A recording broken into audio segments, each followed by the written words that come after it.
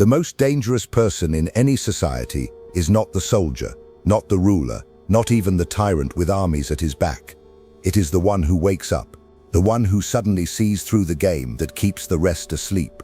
From that moment, he can't be bribed, he can't be threatened, he can't be controlled, and that's why every system fears him more than 1,000 rebels. Think about it.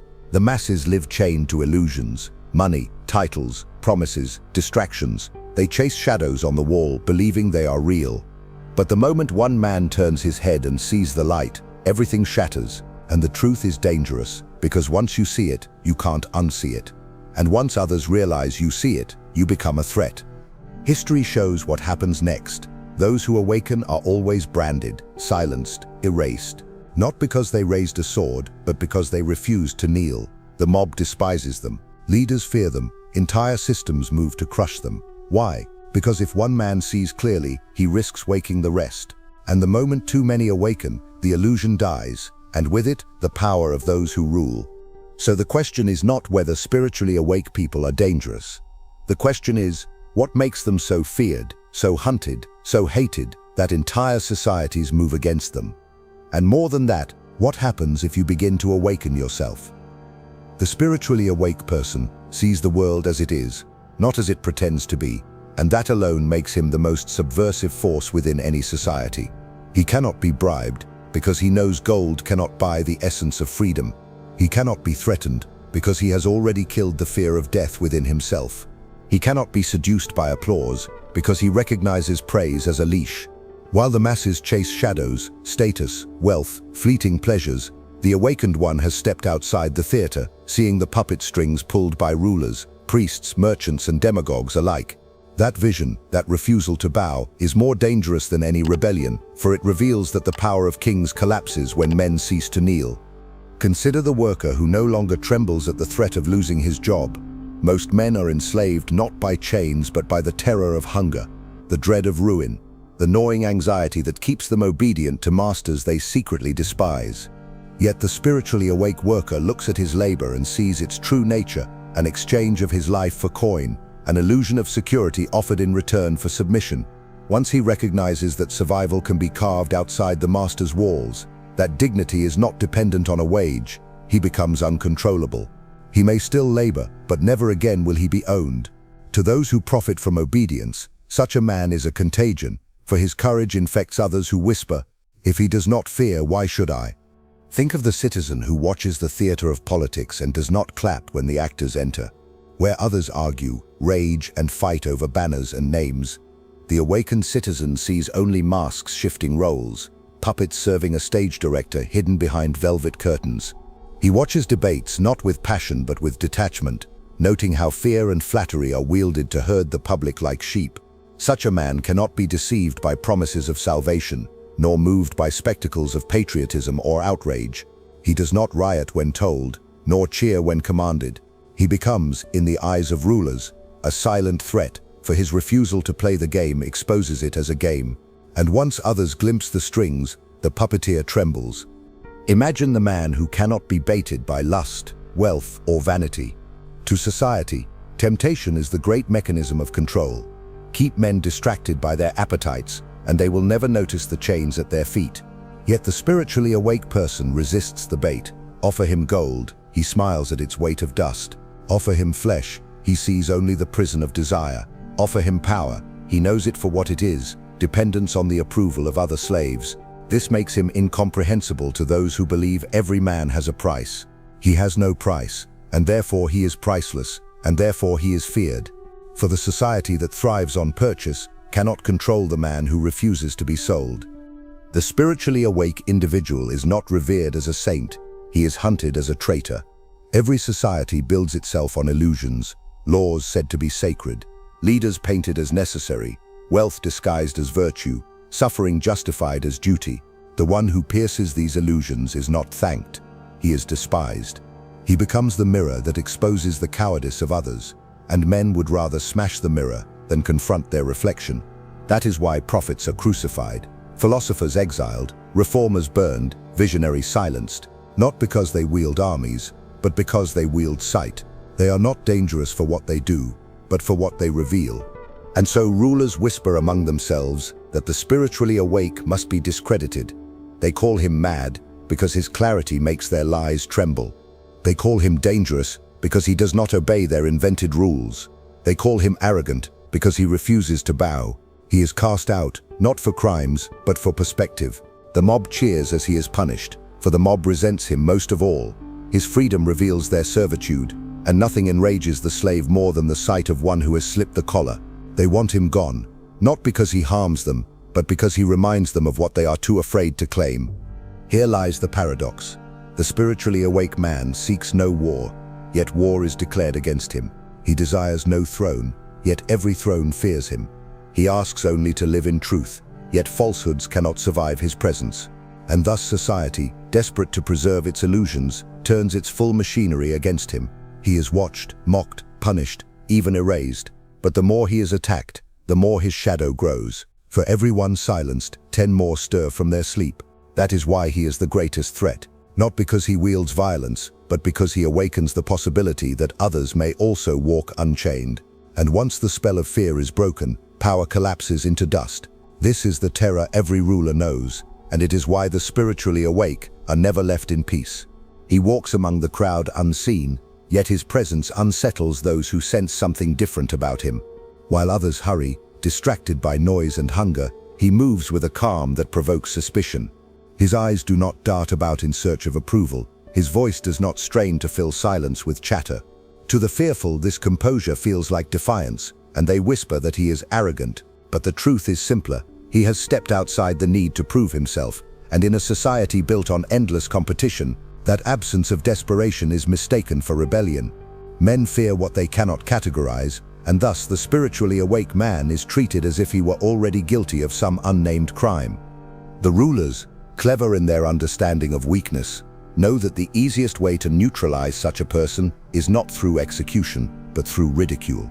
They paint him as a fool, a dreamer, a failure. They weave stories that mock his detachment from vanity, as if his refusal to chase status were proof of incompetence. They amplify voices that sneer. He has nothing because he cannot win, never admitting that his lack of ambition is not defeat, but sovereignty. And yet, despite the mockery, some watch him more closely. They notice how he is not shaken when insulted, not inflated when praised. They notice his steadiness and wonder silently whether it is they, not he, who are enslaved. For the greatest fear of any power is that men will awaken to the truth that chains are imaginary. No army can stop an idea once it becomes contagious, and the spiritually awake person is the carrier of this plague of freedom. He does not shout, for shouting belongs to the desperate. He does not argue, for arguing binds him to the terms of others. He simply exists as proof that another way of living is possible, and that example is more devastating to tyranny than any riot. A riot can be crushed. An example can only be imitated. That is why rulers must keep him isolated, exiled, or destroyed, lest the sickness of his independence spread through the veins of the people. The masses, however, are complicit in his persecution. They cling to their illusions because illusions comfort them. To admit they are slaves would require courage, and courage is a rare currency. And so, when confronted with the awakened man, they lash out. He is accused of being dangerous not because he harms them, but because his life reveals their cowardice. He is accused of being mad, not because he raves, but because his sanity makes their compromises appear insane. The mob, frightened of freedom, cheers the destruction of its liberator. They would rather worship chains than be confronted with the terrifying responsibility of breaking them. Yet history shows that such people cannot be erased. Every age produces them: heretics, sages, wanderers, iconoclasts. They appear in cities, deserts, prisons, palaces. Some are remembered as prophets, others as traitors, but all share the same mark. They saw what others refused to see, and though they were hated in their time, posterity often crowns them as visionaries, not because the masses have grown wiser, but because the truths they carried proved impossible to bury. What is mocked in the present becomes revered in the future, but by then the rulers of that time face the same terror: new men, awake and untamed, walking again through the streets. Thus the struggle repeats itself. The spiritually awake is hunted not for what he does, but for what he embodies. He is a reminder that men can be ungovernable, not through violence, but through clarity. and clarity is a sword sharper than any blade, for it cuts through the illusions upon which power rests. That is why kings, priests, merchants, and generals all conspire, whether knowingly or not, to suppress him. They sense that if he multiplies, if his example takes root, the very foundations of society, the obedience of the herd, will collapse. And they are right to fear it, for the awake man cannot be stopped, only delayed. Every attempt to bury him is nothing more than planting a seed. He becomes the silent storm that unsettles every hall of power, because his refusal to bend exposes how fragile authority truly is. A tyrant can command soldiers, control coin, even shape the laws of speech, but he cannot compel belief from one who has torn off the mask of illusion. The spiritually awake man may obey outwardly, to avoid useless conflict, yet within he is untouched. And power without inward submission is nothing more than theater. The ruler looks upon such men and trembles, for he knows that 1,000 obedient servants cannot compensate for one who has seen through the lie. That solitary figure is a warning that the empire itself rests not on iron, but on the fragile consent of the blind. In every marketplace, in every workplace, in every temple, the presence of such an individual changes the air. He is not loud, not forceful, yet he radiates an unsettling independence. Others feel it in their bones, even if they cannot name it. They sense he cannot be lured by status, cannot be bribed by flattery, cannot be broken by fear, and this realization is intolerable, for it hints at the possibility that obedience is optional. The spiritually awake man is not dangerous because he spreads doctrines or organizes armies, but because his very life whispers a forbidden truth. You are free if only you dare to act free. Such a whisper spreads faster than any edict, faster than any sermon, until even the timid begin to question their chains. The rulers know that fear is the true architect of society. Strip away fear, and the towers of obedience collapse overnight. That is why they cultivate it with such care: fear of poverty, fear of punishment, fear of disgrace. They teach men that survival depends on conformity, that happiness depends on possessions, that honor depends on obedience. Yet the spiritually awake man has crossed beyond this horizon. He fears none of it. Poverty does not terrify him, for he knows that survival is found in simplicity as much as in wealth. Punishment does not sway him, for he has already faced death in his soul and emerged unbroken. Disgrace does not shame him, for he does not measure his worth by the approval of the mob. And so he stands immune to the most powerful weapons of rulers, and immunity is the most dangerous contagion of all. When men see him endure what they thought unbearable, they begin to doubt the masters they serve. If he can live without bending, why cannot they? If he can resist threats without despair, why must they tremble? If he can exist content without possessions, why do they slave for trinkets? Every question he provokes is a crack in the wall of obedience, and once cracks appear, collapse follows. The rulers, sensing this erosion, move swiftly. They smear his name, accuse him of crimes, exile him, crush him under fabricated shame. They hope to silence him before the infection spreads. Yet suppression breeds curiosity, and the myth of his courage grows stronger in the shadows than it ever could in the light. The mob, fickle and frightened, participates eagerly in his persecution. They mock him, not realizing that their jeers are shields against their own envy. They despise his freedom because it reveals their cowardice. They call him reckless because his detachment threatens their excuses. They call him arrogant because his calm unmasks their desperation. But beneath their contempt lies fear, for somewhere within they know the truth. If one man can awaken, so can others. And if others awaken, the entire edifice of their comfortable slavery will collapse. Better then to destroy the witness than to confront the truth he represents. And so, across every age, society repeats the same pattern. Crucify, exile, imprison, ridicule. Yet always, after the fire and the ashes, the figure of the awake man rises again in memory, his vision immortalized while his persecutors are forgotten. Kings who condemned him are buried, mobs that mocked him dissolve into dust, but his example endures, whispering to future generations that freedom is not given but discovered. This is the eternal threat of the spiritually awake. Though his body may be broken, his clarity cannot be erased. His life becomes a seed, his persecution becomes soil, and his example grows again, more dangerous than before. That is why he is hunted without end, and that is why he is feared beyond death itself. The spiritually awake man unsettles even his closest companions, for his presence demands honesty. Where others exchange false comfort, he speaks truths that sting. Where others disguise envy with polite smiles, he calls it by its name. Where others drown in distraction, he sits in silence that reveals their emptiness. This honesty is not cruelty, but to the unawakened it feels like violence, for it tears away the masks they cling to. And so friendships fracture, families recoil, communities whisper that he is cold or heartless. Yet his heart is not cold, it is simply unwilling to participate in the theater of deceit. He would rather be hated for his clarity than loved for his lies. And in this choice, he isolates himself further from the world that needs him most, yet rejects him fiercest. In the courts of power, his silence is more feared than another's rage. Rage can be manipulated, silenced, redirected. But silence from one who understands is unbearable, for it suggests judgment without submission. A ruler who commands applause feels terror when confronted with one who does not clap. That quiet refusal is louder than rebellion, for it reveals that the spell of reverence has been broken. The spiritually awake does not insult, does not protest, does not grovel. He simply withholds his belief, and power without belief is a throne without a foundation, destined to crumble no matter how gilded. Thus, the silence of one man can shake the confidence of princes and expose their crowns as fragile ornaments of vanity. The merchants too despise him, for he sees through the glitter of their wares. To the herd, possessions are talismans of worth, symbols of progress, anchors against despair. But to the awake, they are chains disguised as treasures. He does not lust for excess, and his indifference terrifies those whose lives depend on endless hunger. For if enough men ceased to covet, the wheels of commerce would slow, and the power of merchants would collapse.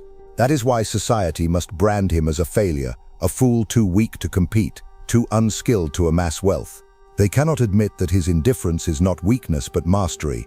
He owns himself, and therefore he cannot be owned. That fact is more destabilizing than poverty, more contagious than greed, and more revolutionary than any war. The priests fear him most of all. Religion thrives on mystery wrapped in authority, and authority thrives on men too afraid to think. The spiritually awake respects mystery, but does not bow to those who claim to control it. He sees through rituals meant to control, through dogmas meant to frighten, through promises of heaven sold for obedience on earth. He does not curse the sacred, he curses the counterfeit. And in doing so, he reveals that divinity, if it exists, does not dwell in temples of stone or in books of rules, but in the ungoverned spirit of man himself. Such a revelation strips priests of their monopoly over fear, and so they denounce him as a heretic, a danger to souls. Yet what they call heresy is merely freedom, and freedom is the one doctrine every priest dreads. Even the mob feels unease in his presence. They are bound together by common delusions, by shared hatreds, by rituals of conformity. He does not join in their chants, and that abstention is intolerable. They brand him arrogant because he does not need their approval, traitorous because he does not share their passions, aloof because he does not drown with them in their distractions. In truth, he is none of these. He is simply awake, and his wakefulness threatens their fragile bond. The mob requires everyone to dream together. One who rises exposes the dream as a dream, and thus he must be cast out. It is not his actions that condemn him, but his very existence as proof that another life is possible. And so he stands alone, misunderstood, misrepresented, maligned. The rulers plot, the merchants sneer, the priests curse, the mob jeers. Yet beneath their hostility lies the same unspoken recognition: he cannot be controlled. They can threaten, bribe, or flatter any other man, but not him. His detachment renders their weapons useless, and their impotence breeds hatred. They fear not his strength, but his independence, for in his independence lies a mirror, and in that mirror, every man sees the truth of his chains. The spiritually awake person may have no army, no wealth, no throne, but he is still the most dangerous figure in the world, because he cannot be mastered, and because he teaches, without words, that no man need ever be. He walks through life with a gaze that unsettles every fraud, for he does not see the costumes that men wear, but the trembling creature beneath them. Masks of nobility, masks of piety, masks of ambition, all dissolve before his sight. And those who rely upon such disguises cannot endure his presence, for he strips them naked without lifting a finger. The courtier who lives by flattery avoids his eyes. The thief who pretends to be a benefactor grows uneasy in his company. The official who cloaks greed in patriotism feels exposed when he enters the room.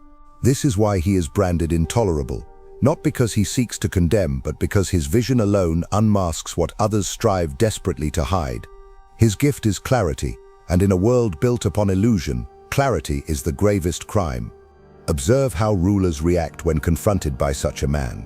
They are accustomed to sycophants who echo their words, to mobs who cheer their names, to rivals who fear their punishments. But this one does not fear, does not cheer, does not echo. He looks upon the throne as one looks upon a stage prop, recognizing its grandeur as mere paint and wood. That gaze unsettles the monarch more than daggers or armies, for it says, "I see through you." And no tyrant can survive long once others learn that crowns are hollow. Thus, the spiritually awake person is an existential threat to every kingdom, not by action, but by perception. He dissolves authority simply by refusing to believe in its costume.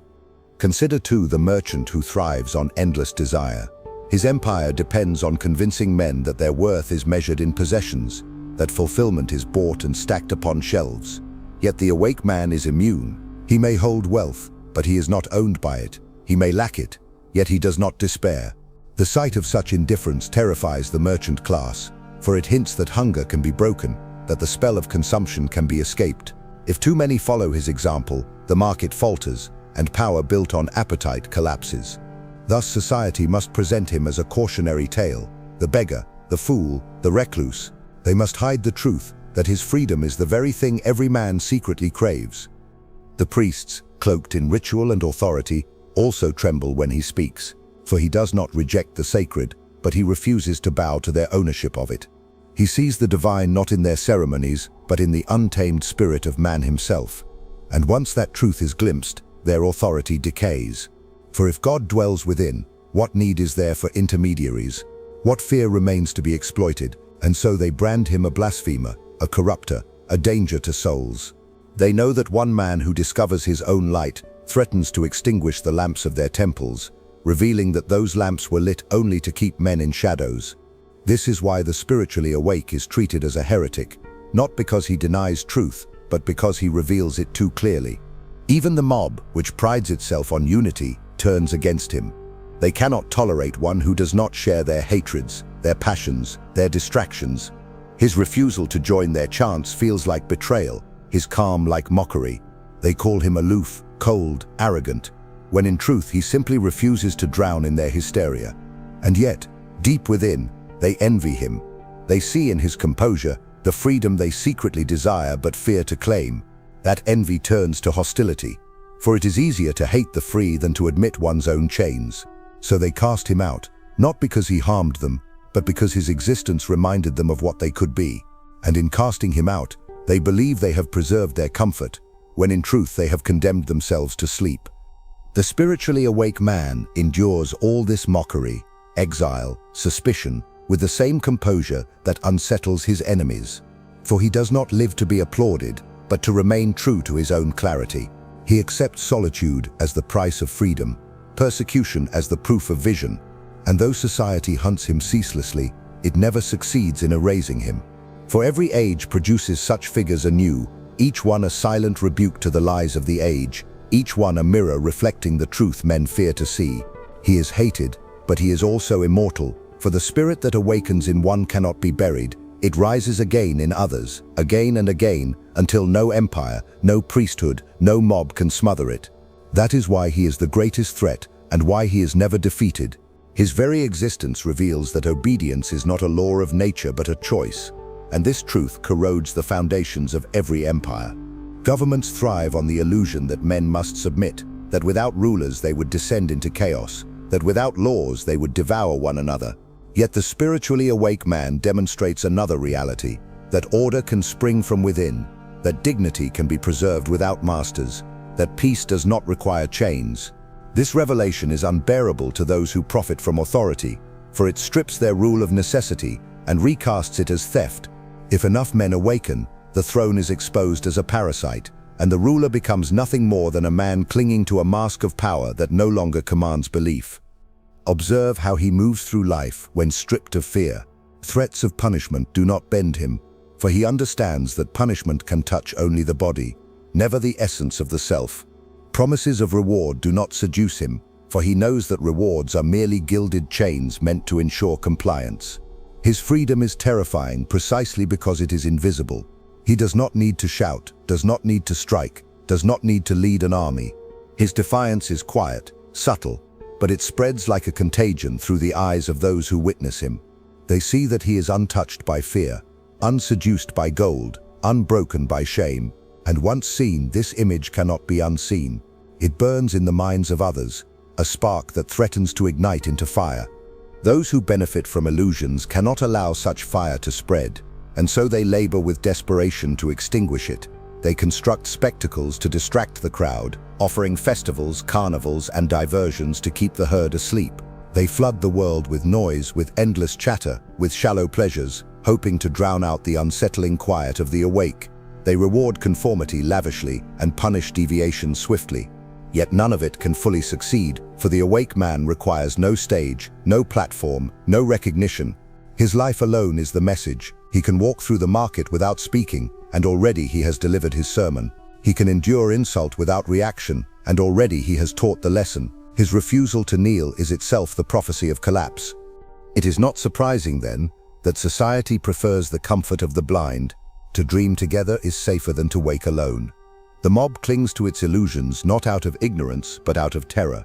For to awaken is to accept the burden of freedom, and most men would rather remain enslaved than shoulder responsibility. Thus, when the spiritually awake appears, the mob becomes his fiercest enemy. They cannot forgive him for living what they secretly long for, but cannot bear to claim. They call him dangerous, but what they truly mean is unbearable. His life makes their excuses impossible. His calm makes their panic shameful. His independence makes their obedience pathetic. It is not what he does that enrages them, but what he is. History proves that persecution follows him as shadow follows light. Socrates given hemlock, Christ nailed to a cross, Giordano Bruno burned, countless others silenced, exiled, ridiculed. Different names, different eras, the same crime, clarity. The rulers who condemned them are forgotten, the mobs who jeered them dissolved into dust, yet their words, their examples, their vision endure. And so the cycle repeats. The awake appear, society resists, persecution strikes, and the truth survives stronger than before. What society calls heresy today, it crowns as wisdom tomorrow.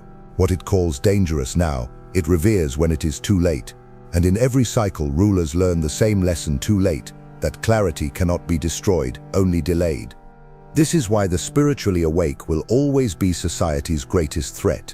Not because he seeks to overthrow, but because he refuses to bow. Not because he destroys, but because he reveals. Not because he hates the world, but because he sees through it. His threat lies not in what he takes from others, but in what he gives. The example that freedom is possible, that fear is not inevitable, that illusions are not necessary. And once even a single man awakens, the possibility that others might follow can never again be extinguished.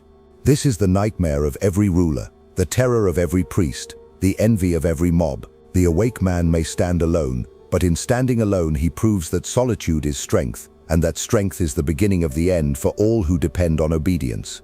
He does not march against armies, yet armies fear him more than rebels with weapons. For weapons can be met with greater weapons, and crowds can be dispersed with violence. But the one who awakens men from within cannot be subdued by force. Soldiers themselves, seeing his calm, begin to wonder why they obey. They begin to question the commands shouted from above, commands that demand bloodshed for causes they do not believe in. The spiritually awake man does not need to shout these questions aloud. His composure plants them in silence, and in silence they grow like roots that split stone. The state trembles not at his noise but at his quiet, for quiet makes men think, and thinking is the beginning of disobedience. The merchants sense his presence as a danger to their endless cycle of craving. They thrive on restlessness, on convincing the world that satisfaction always lies one purchase away. Yet here is a man unmoved by their lures. He does not hunger for what they sell, nor envy those who gorge themselves. His detachment is a scandal, for it suggests that desire can be conquered, and should others follow his example, the machinery of commerce would grind to a halt. That is why they paint him as poor, pitiful, irrelevant. They mock his simplicity because they fear it. They would rather laugh at him than risk confronting the terrifying truth that a man can live without their chains. Their laughter is loud because their fear is greater. The priests, too, rage in their pulpits against him. They build their empires on the promise of salvation. Do as we command and you will be spared eternal torment. But he has already stared into the abyss of fear and found it empty. He does not tremble before their threats of damnation, nor beg for their blessings. He does not deny the sacred, but he refuses to surrender it to their custody. For he knows that the sacred, if it exists, is not owned by institutions but discovered in silence, within the ungoverned soul. His indifference to their authority is intolerable, for it strips them of the power to terrify. They call him heretic, blasphemer, corrupter of souls, not because he destroys faith, but because he restores it to its rightful place, outside their grasp. Even the mob, restless and loud, feels his stillness as an insult. Their unity depends on shared illusions, on the comfort of chanting together, of hating together, of fleeing reality together. When he refuses to join, they take it as betrayal. His silence unmasks their hysteria. His calm reveals their weakness. His solitude makes their need for the crowd look pitiful. They cannot forgive him for standing alone, for by standing alone he proves they could too. And so they despise him, even as they envy him. Their stones and jeers are not weapons against him, but shields against their own shame. To destroy him is to protect themselves from the unbearable recognition that they too are capable of waking. And yet, despite the armies, the merchants, the priests and the mobs, he endures. He has no throne, no fortress, no army to defend him. He survives because his strength is not of this world's kind. His power lies in clarity, and clarity cannot be burned, cannot be exiled, cannot be executed. His enemies may destroy his body, but they cannot erase the truth his life embodied. For every awake man silenced, 10 more arise, drawn not by his words but by his example. They whisper of his courage, they remember his defiance, and in remembering they awaken themselves. The rulers fear this multiplication more than any revolution, for revolutions can be betrayed, but clarity spreads like fire in dry grass, unstoppable once it begins. Thus, the spiritually awake person remains the greatest threat in every age. He does not conquer cities, but he conquers illusions. He does not overthrow rulers, but he overthrows their spells. He does not liberate nations, but he liberates the human spirit, one witness at a time. This is why his persecution never ceases, and this is why his example never dies. He is the eternal adversary of every system built on lies, the silent enemy of every throne founded on fear, the mirror that no society can bear to look into. And though he may walk alone, his shadow stretches across centuries, reminding rulers, merchants, priests, and mobs alike that truth is the one power they cannot kill. The spiritually awake man becomes a mirror, not only to rulers and mobs, but to every individual who encounters him. In his presence, excuses dissolve. The liar feels his dishonesty exposed. The coward senses his fear magnified. The vain perceives the emptiness of his pride. He does not accuse, yet they feel accused. He does not condemn, yet they feel condemned. This is the peculiar danger he represents. He compels self-revelation without words, forcing each person to confront the life he has chosen to live. Most recoil from this mirror, for they prefer the comfort of lies. They would rather destroy the one who reflects truth than endure the torment of facing themselves. Thus, even in solitude, he provokes hostility simply by existing as a standard others cannot ignore. The rulers sense that their kingdoms rest upon such hidden fears, and so they weaponize them. They whisper to the masses that the spiritually awake man is arrogant, that he despises the people, that his calm hides malice. They smear him until the crowd, already unsettled by his independence, turns on him in rage. In this way, power disguises persecution as justice, exile as protection, and execution as necessity. The mob cheers, believing they have purged a danger, never realizing that they have been manipulated to destroy their only hope of freedom. The ruler breathes easier when the mirror is shattered, yet in his heart he knows the shards remain, each fragment reflecting the same truth, each fragment sharper than before. Merchants too cannot rest while he walks among them. For in a world where value is measured by possession, his indifference to wealth is a direct assault on their empire. He does not crave the trinkets they advertise, nor envy the luxuries they flaunt. He does not compete in their games of status, nor chase the trophies that define success. To the merchant, This is treason against desire itself, and desire is their kingdom. They brand him a failure, incapable of keeping pace, too weak to win. Yet their mockery only exposes their dependence. For he can live without them, but they cannot live without the hunger he refuses to feel. His very simplicity is the greatest insult to their complex machinery of greed. Priests view him with equal terror, for he strips away their most powerful weapon, fear. He does not quake at their visions of hell, nor bow to their promises of salvation. He listens to their sermons as one listens to the cries of actors on a stage, recognizing the drama but not mistaking it for truth. He acknowledges the sacred, but he refuses to rent it from them. This independence is intolerable, for their authority depends on convincing men that without their guidance they are damned. The spiritually awake man proves otherwise. He reveals that divinity, if it exists, belongs to no institution but dwells freely in the soul of man. And in that revelation, centuries of control begin to crack. The mob, frightened and restless, lashes out most violently of all. Their unity is built on shared blindness. One who sees threatens to unravel their bond. He does not join their panics, does not echo their chants, does not partake in their hatreds. His stillness is an indictment, his solitude a reproach. They accuse him of arrogance because he does not need them, of treachery because he does not obey them, of madness because he does not mirror them. And yet, even as they revile him, they are drawn to him. For deep inside, every man longs for the freedom he embodies, and envy burns hottest where desire is strongest. They throw stones not because he is worthless, but because he is priceless. Yet history shows that the more violently he is suppressed, the stronger his legacy becomes. Societies rise and fall, but the memory of such figures endures like fire hidden in ash, ready to blaze again when the winds shift. No decree can erase him, no execution can silence him, no ridicule can make him vanish. For what he represents is not a man, but a possibility. And once that possibility is revealed, it cannot be forgotten. His death becomes a seed, his exile a myth, his silence a thunder.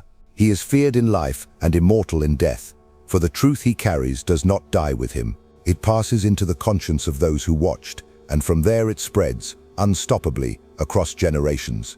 His solitude becomes his fortress, though to the unawakened it looks like exile. They mistake his withdrawal for weakness, not realizing that in silence he gathers strength beyond their comprehension. For in solitude, he is untouchable. No flatterer can reach him, no tyrant can dictate his thoughts, no mob can drown out his clarity. Alone, he communes with truths that society works tirelessly to bury, and each revelation makes him more ungovernable. The rulers who banished him believe they have silenced a threat, but in truth, they have freed him from distractions, giving him the space to sharpen the very clarity they fear.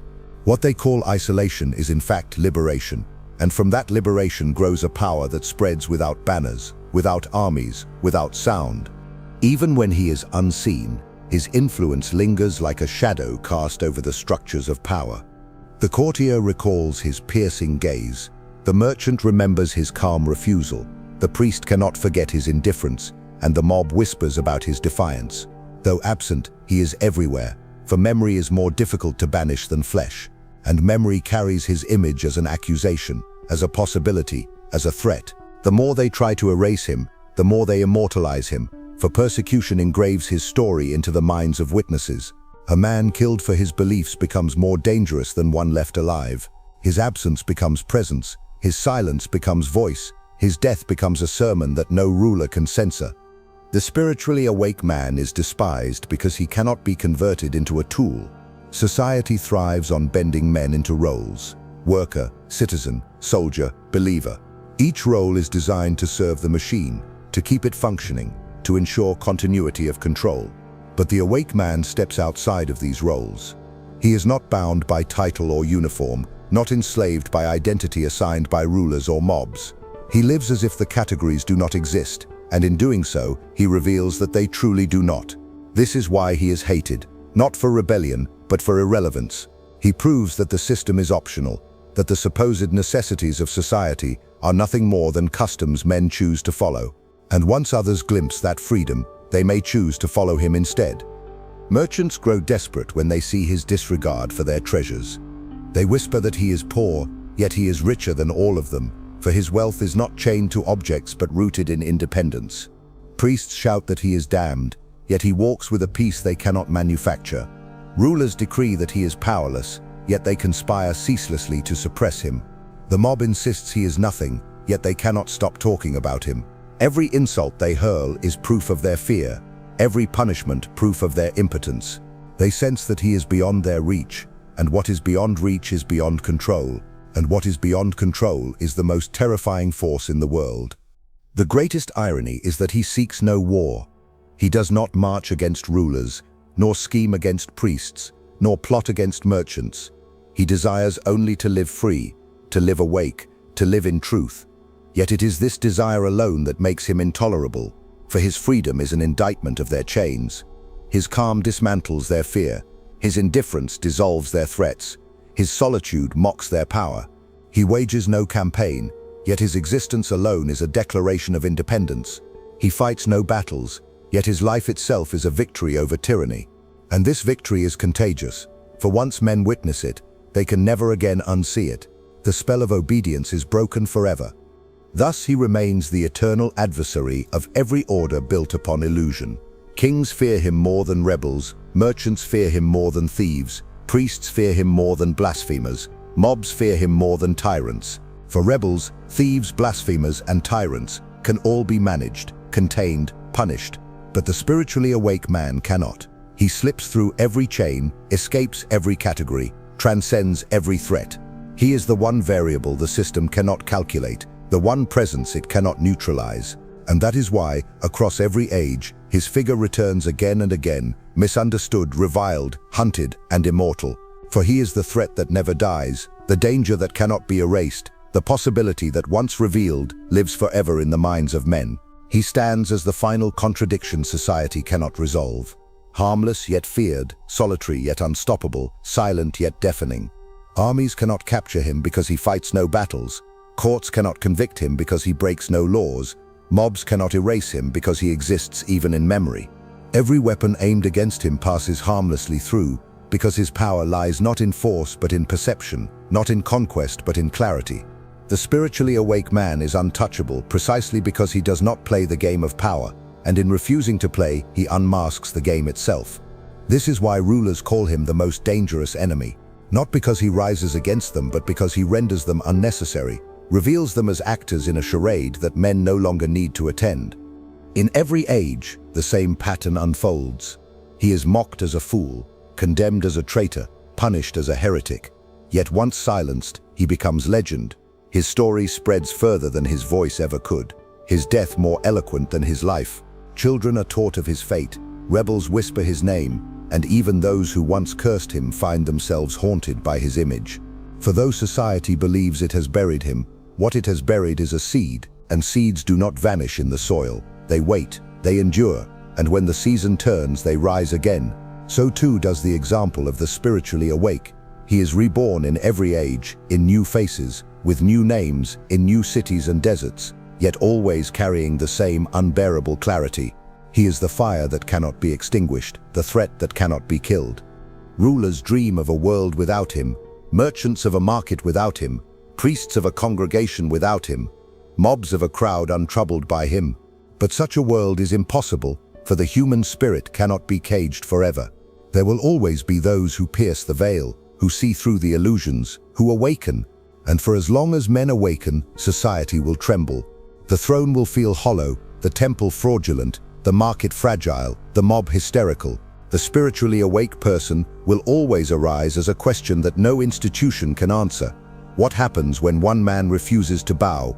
And the answer, whispered through the centuries, is always the same. The structure cracks, the spell breaks, the illusion collapses. The terror he inspires is the measure of his triumph. For power fears not the rebel who shouts, but the man who does not need it. Authority fears not the mob that riots, but the individual who is free in silence. Society fears not the armies at its gates, but the one who walks away from its stage. His triumph is not in seizing control, but in proving control unnecessary. He wins not by defeating rulers, but by exposing their irrelevance. He conquers not by taking thrones, but by showing that thrones are empty. And in this, he becomes not only the greatest threat to society, but its greatest hope, for in tearing down illusions, he opens the possibility of a life lived in truth.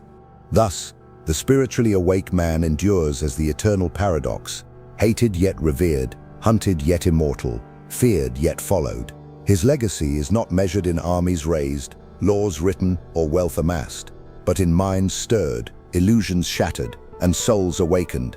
He is remembered not because society chose to honor him, but because society could not erase him, for every attempt to destroy him only magnified his light, and every effort to bury him only spread his seed.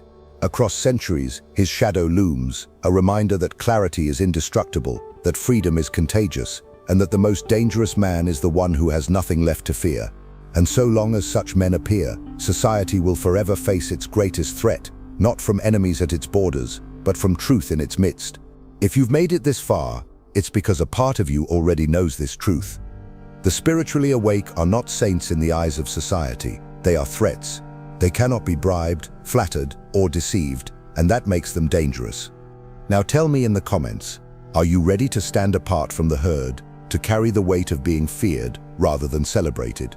Are you willing to accept that awakening means exile, suspicion, even hatred? If this message touched you, if it made sense, write in the comments, I am awake. Let's see how many here are truly ready to become the threat society fears.